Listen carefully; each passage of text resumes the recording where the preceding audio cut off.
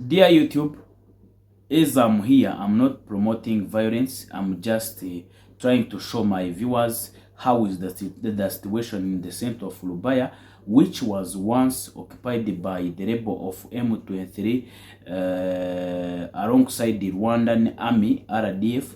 By this time, men, women are being raped in that area, and nobody is talking about that. But fortunately, the force of Republic Democratic Congo are now reoccupied that area by fighting against them. So please, I'm not here to promote violence. I'm just showing my viewers how is the situation in that area. Yego murakoze, nkuko ntangiye bivuga navuga ni mu ruzungu rwanjye ruke, ntabwo ndi hano gukwirakwiza urwango, gukwirakwiza ibintu bidafite shingiye na rugero. Just nasobanuraga situation ya Rubaya kugira ngo niba babonyemo amasasu batazagira gutya bagafunga shene yanjye. Ibyo nabyo biba bikwiye mu ruzungu rwacu rukeya. Ye ndabasuhuje, ndagira ngo rero nkwereka kakana ngaruke nkusobanurire. Iburi kumva ntabwo ari indirimbo. Tega amatwi wumve, tega amatwi, reba aho hantu.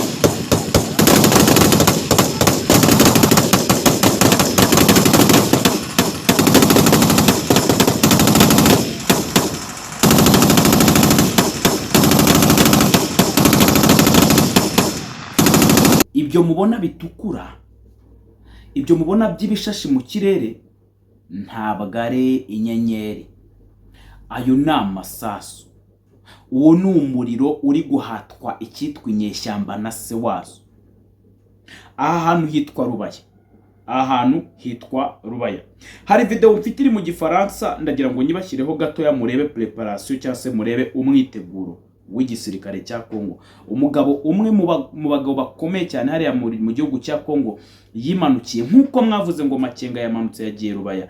N'umugabo yamanutse amanukana security yose, amanukana special force yose, bagiye Rubaya. Muri iki gitondo aya masasu mubonye ni saa 8:40, ni saa 8:43 za mu gitondo, aho umuriro umeze nabi kuri base cyangwa se kuri bumwe mu burindiro bw'uyu mutwe. Ariko nkakubwira ngo ntarajya kure, icyo ugomba kumenya mu cyitwa Rubaya n'umunyamerika atarahagera, niba umutwe w'inyeshyamba ya 23 hasigaje pourcentage nini ni 0.05, which means even 1% ntayo bafite.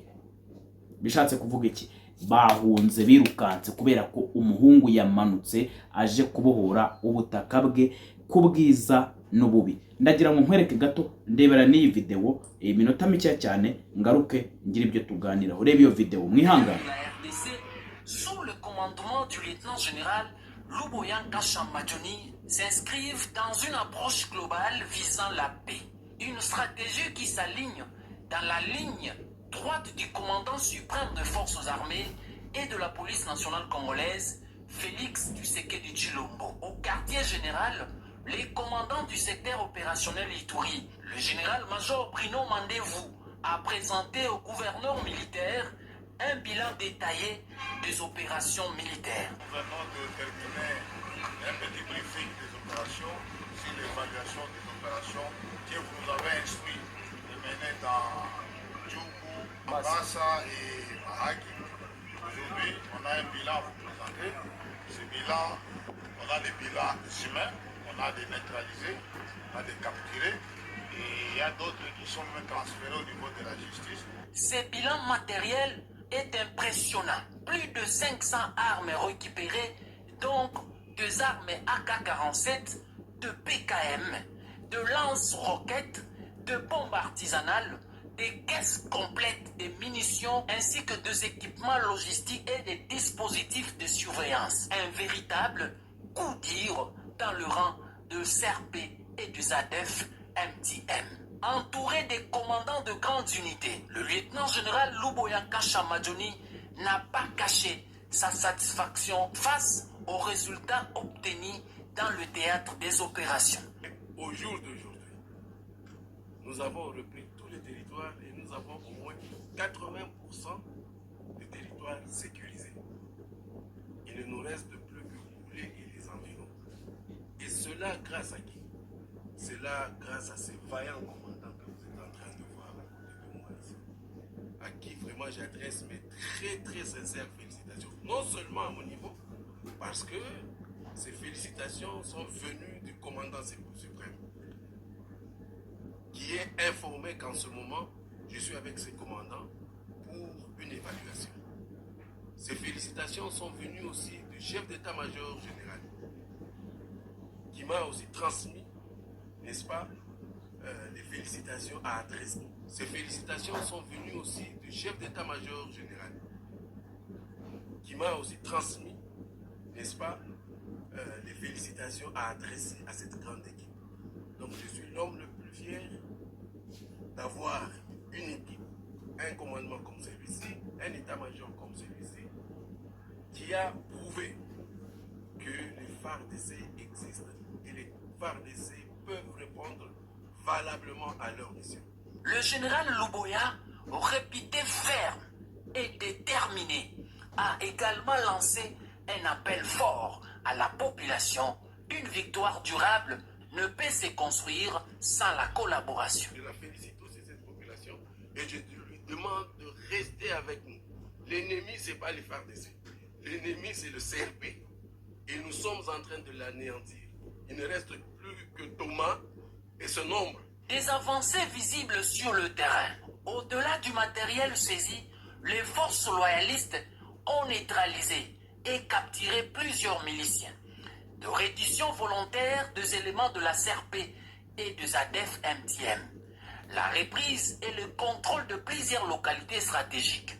Les axes majeurs de la RN4 et de la RN27 sont désormais sécurisés, facilitant la circulation et les activités socio-économiques dans le territoire de Djougou. Des signes concrets de normalisation apparaissent, notamment retour progressif de population à Mabanga, les grandes agglomérations d'Iga Barrière, Nizi, Kabarole, Nderembi, Loloa et récemment à Nyamamba, au bord du lac Albert, sécurisé. Deux villages autres.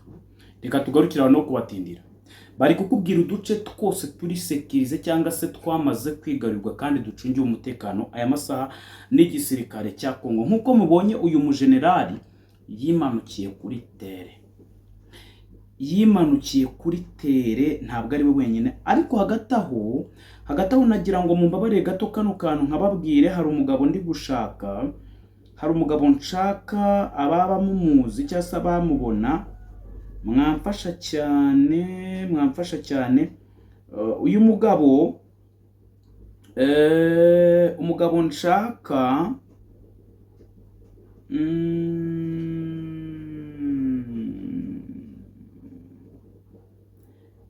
nshaka umugabo ni padiri wo kuri muraza kumfasha neza, ntabwo mbyumva, ni Bukavu yitwa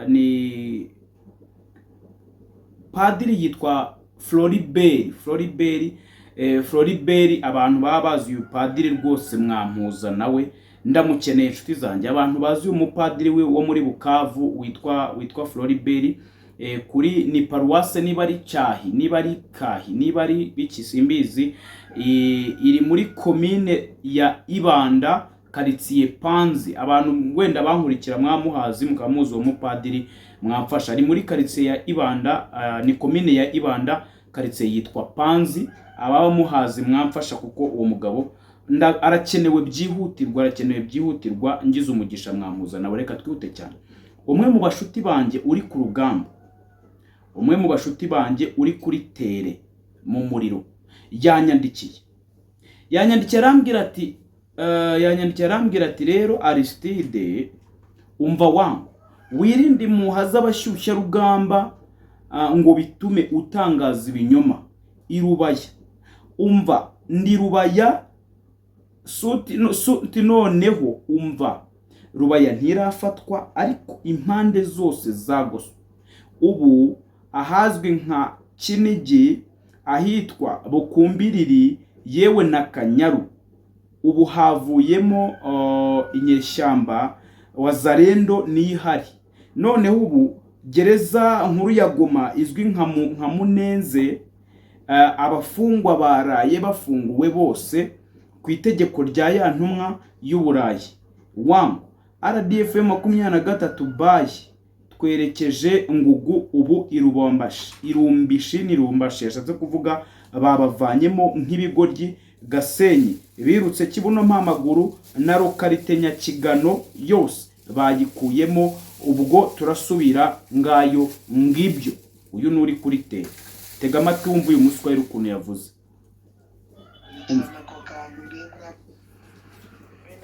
Bene data mudusangiye group, ndashaka kubamenyesha ko Abazalendo muzi ba kera sibo bubu. Abazalendo bafite umushahara, bafite prime de guerre, bameze neza, bari kunyura kunka muri Karungu inka zikurisha, nta n'umuntu babakucokoza inka, bameze neza, nta kibazo bafite. Ahubwo mugerageze kubaha amakuru yaho muherereye, nuko muri kubona kuntu izo nyeshyamba ziri kwitwara nuko ziri kugenda, mugomeze kugenda muri kuduha amakuru. Naho Abazalendo baraje mu Rubaya nta n'ikibazo bafitanye n'umuturage, kimwe nuko abo bandi baje abaturage biraje icyo babatwara bagenda barabica rubozo. Ntabwo ari Abazalendo. Abazalendo baje kugombora abaturage bacu bari mu kaga bakongomana. Abazalendo ni guverinema, ariyo Abazalendo ni guverinema nta Muzalendo ukibaho. Buno ni guverinema, Muzalendo yabaye guverinema n'umusirikare w'uguhemba umushahara. Mwitegure kubakira aho bari kunyura hose, kandi namwe mwitegure no kubaha amakuru meza. Murakoze cyane. Ngayo ibyo mbwiye wabyumvisha. Mweretse iki? Mweretse ikiri Rubaya, iki gicuku. Ntabwo ari ibyo gusa. Amakuru aravuga ko Makenga yimanukiye ngo yagiye kuri tere kurwana, ariko ni ukurwana n'ubusa kuko Wazalendo bakubwiye ko Wazalendo yo mwari muzi y'abashomeri y'abantu bahagutse bakarwana nta mushahara, bakemera kurwana. James the General his self, James Fieka, uyu mugabo ndamwemera. Ariko umuntu urwanyiza intambara ukumva ngo barashe ngo kiri mwami, ukumva ngo barashe ngo runaka, ariko James Fieka the General himself agasigara ari standing, agasigara ahagaze akibabwira ati ngewe aho musanga inyeshyamba yose yo kwa Kagame, aho nsanga inyeshyamba, James ubundi ni arwararirije ku nyeshyamba. Uyu muhungu rwose Imana ikomeze kumurinda. Ngayo nguko nari nkuzaniye ibiri kuba aya masaha, ariko ngira ngo nkubwe mfite byinshi Mana Nyagasani, mfite byinshi. Ahubwo biraza kuba ngombwa ko nza gusubiza kuri ya screen kugira ngo tujye tubireba live, sibyo? Biraza kuba ngombwa ko nongera gusubira kuri ya background nkajya mbibereka neza, kuko ni byinshi. Ntabwo umuntu yabyerekana, ntabwo wabivamo n'ukuri kw'Imana. Cyangwa se munyemerere izi video tujye tuzikora live, noneho nje manura scrollinga mureba ibyo abantu bavuze. Ndaza nimuza kunyemerera mu buryo bwa comment, mukanyemerera gukora ubwo buryo, turajya dukora live mu kimbo cya video, noneho nkora cyitwa screen podcast, ku buryo namwe ubwanyu ngenda mbibirekera mu tunasoma n'ibitekerezo by'abantu, abasoma negative side, tunareba nyine n'abandi uko bagiye babivuga ku isi, kuko amakuru yo ni menshi. Ntabwo cyatwara nk'isaha, ariko kiri live uje areba ibyo arebye akagenda, n'undi akaza akareba ibyo arebye akagenda. Hari icyo byabitwaye. Ubwo reka ntekereze ko mubyumva mu bitekerezo byanyu muri comment, mumfashe mu comment, mu nyunganire nyine turebe ikiza. Nifuza ko mwese mwajya mubona service, akatari ibyo nje kwikuza nkabazanira video mutazi abantu bo babivuze gute cyangwa se byagenze gute. Byamfasha muramutse mumpaye igitekerezo mukambwira uti bikore muri ubwo buryo, cyangwa se komaza muri ubwo buryo rusanzwe bikoramo. Ariko numva buriya buryo ari bwo bwiza, noneho tukajya duscrollinga tunareba no hirya no hino nyine byifashe bite. Ubwo ku ruhande rwanyu murambwira uko mubyumva, reka mbifurize gukomeza kugubwa neza no kugira ibihe byiza. Nitwa Aristide Ndayishimiye, mbifurije kugira umunsi mwiza naho mukanya.